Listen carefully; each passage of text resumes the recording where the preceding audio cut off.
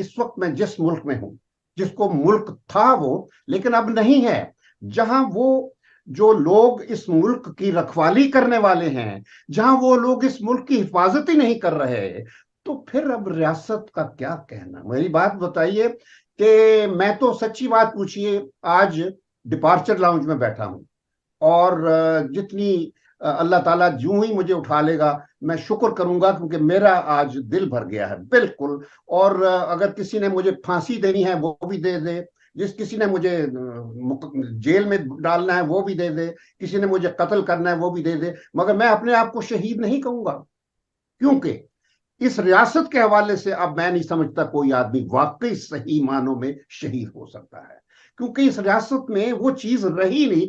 कायदे आजम का जो ख्वाब था, मैं उस ख्वाब को अभी तक देख रहा था, जो अल्लामा इकबाल ने जो चीज सोची थी कि आजाद बर्रे सगीर के मुसलमानों के लिए, कि आजाद खुद मुख्तार और खुददार कौमियत का जो शऊर पैदा किया था, और कायदे आजम ने बर्रे सगीर में एक मुसलमानों के लिए एक आजाद खुद मुख्तार और एक यानी जमहूरी मुआशरे की तश्कील देना था, उसके लिए रियासत बनाई थी। ये हमने क्या बना दिया?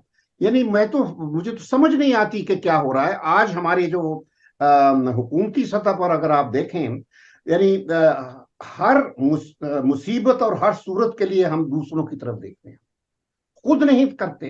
यानी हमने गुलामी का एक ऐसा वो चीज है, तो आप कहते हैं ना कि मैं क्यों, मैं इस वजह से कि हमारे हुक्मरान जो हैं वो इतने बेईमान हैं, इतने बेईमान हैं कि उन्होंने इस मुल्क को लूटने के लिए अब मुल्क को तो जो हड्डियों का ढांचा बना दिया है वल्चर्स के तौर पर, लेकिन वो बाहर से अब आईएमएफ से पैसा लेके भी खाना चाहते हैं। और जितने अमेरिका की इमदाद आती थी उसके सारे आप जाके देखिए इस्लामाबाद में, वो जो भी है क्या क्या जहां फार्म हाउसेस बने हैं, और इसी तरह हमारे जो सिविल सर्वेंट्स हैं उनकी बीवियों के जरिए एनजीओ बना के वो पैसा खाया जाता है जो बाहर से मिलता है। मैं मुझे यकीन है कि आईएमएफ पैसा नहीं देगा इन लोगों को, अब उनको पता चल चुका है जो कुछ हो रहा है। तो इस मुल्क का फ्यूचर जो है वो नाकाबिले यकीन है। मुझे तो आज ये भी नहीं पता कि मैं कहां दफनाया जाऊंगा, क्योंकि मैंने ना कभी इस हुकूमत से प्लॉट लिया, ना मैंने कभी जमीन ली। मैंने जो जमीन अपनी आबा अजदाद की वो सब बेच दी है, मैं तंग आ गया हूं बिल्कुल। अब मैं सिर्फ अपने घर में रहता हूं, बस दैट्स इट। और फिर ये है कि जो कुछ मैं देख रहा हूं इससे मेरी कोई उम्मीद नहीं बन रही। मैं सोचता था कि वो सेगमेंट्स जो हमारे इदारे जाती जो हैं लोग, उनको शायद पाकिस्तान का ख्याल होगा, लेकिन ये वही उन्हीं लोगों को इन्होंने लाकर हमारे सरों पर बिठा दिया जिनके खिलाफ खुद इन्होंने साजिशें करके उनको कन्विक्ट करवाया।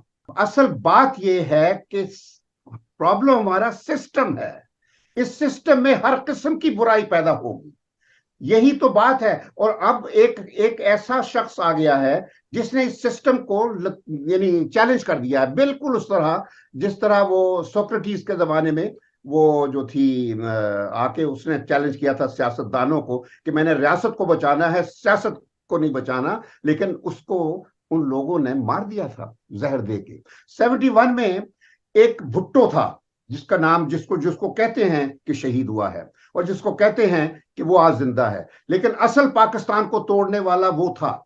उसने फौज को आगे लगाया, वो बेवकूफ जनरल याहिया था, और उस वक्त वो सदर था मुल्क का। उसने उसको आगे लगाकर जो असल मेजोरिटी सूबा था हमारा उसको गंवा दिया, जो असल पाकिस्तान था उसको गंवा दिया। और ये आज जो सूरत है, जो मौजूदा रिजीम चेंज हुई है, ये बिल्कुल उससे भी बदतर एक सानहा है। उसमें तो आधा मुल्क गया है ना, अब जो बाकी बचा आपका सारा मुल्क है वो मैं आज आपको मतलब मैं ये मेरे मुंह से दिल से निकलना नहीं चाहिए, लेकिन मुझे अब कोई उम्मीद नहीं कि कोई बचाने वाला यहाँ रह गया है, बस सीधी बात। जब मुहाफिज उसमें शामिल हो जाएं तो फिर आप किससे उम्मीद रख सकते हैं? तो किसने की है? मुहाफिजों ने नहीं, ये साजिश थी। साजिश इस तरह से थी कि सियासतदान और फौज, मैं बताऊं, मैं क्योंकि पर्सनैलिटीज का नाम नहीं लेना चाहता, लेकिन चूंकि इदारा शामिल है, इदारे में कोई दूसरा और कोई फैसला करने वाला नहीं होता, फौज और ये जो लुटेरे हैं जिन्होंने मुल्क लूटा है, जिनको आपने खुद कहा था कि जी ये इन्होंने ये क्राइम्स किए हैं, और उनको बड़े ला के फूल बरसा के इनको आपने मुल्क इनके हवाले कर दिया है। यानी अब कौन बचाएगा जब आपने खुद उन्हीं लुटेरों को लाके बैठा दिया